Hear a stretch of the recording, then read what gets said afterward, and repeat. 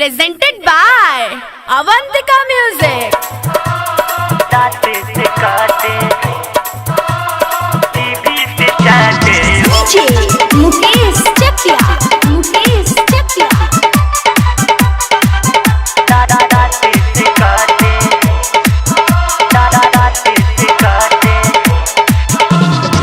जहाँ जवानी में होडी न बाटे उहाँ भतार धके दाते से काटे जहाँ जवानी में होडी न बाटे उहाँ भतार धके दाते से काटे कबू चुमेला कबू पाजा दबावे कबू चुमेला कबू पाजा दबावे घीव लगा के मालो जीभी से चाटे हो दाते से काटे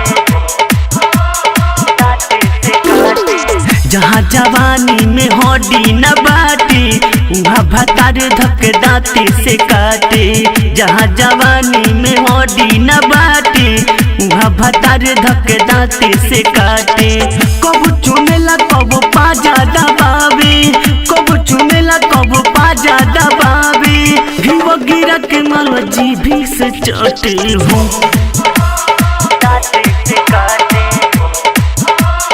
दाते से काटे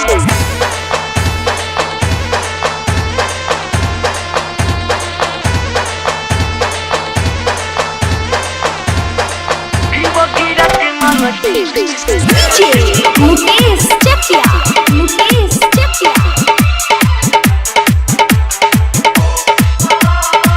Presented by Avantika Music.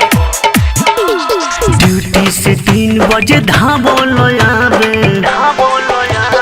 Duty से 3 बजे धावलो आवे का जाने कौन समादय में पावे कबू पलटी देवे कबू उलाटे उहाँ भतार धके दाते से काटे कबू पलटी देवे कबू उलाटे उहाँ भतार धके दाते से काटे कबू चुमेला कबू पाजा दबावे कबू चुमेला कबू पाजा दबावे घीवा गिरा के माला जीभी से चाटे हो जहाँ जवानी में होडी न बाटे उहाँ भतार धके दाते से काटे दाते से काटे दाते से काटे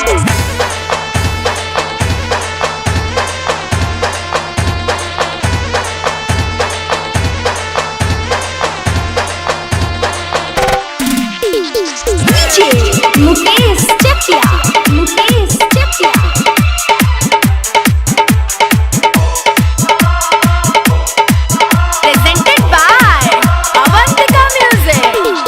दीपू दीवाना रोज आगे सुना गावे दीपू दीवाना रोज आगे सुना गावे परदीप लेखा रोज चौकी बजावे धके जो बनबू छाती से काटे उहाँ भतार धके दाते से काटे धके जो बनबू छाती से काटे उहाँ भतार धके दाते से काटे कबू चुमेला कबू पाजा दबावे कबू चुमेला कबू पाजा दबावे मालो गिरा के रोज जीभी से चाटे हो जहाँ जवानी में होडी न बाटे उहाँ भतार धके दाते से काटे।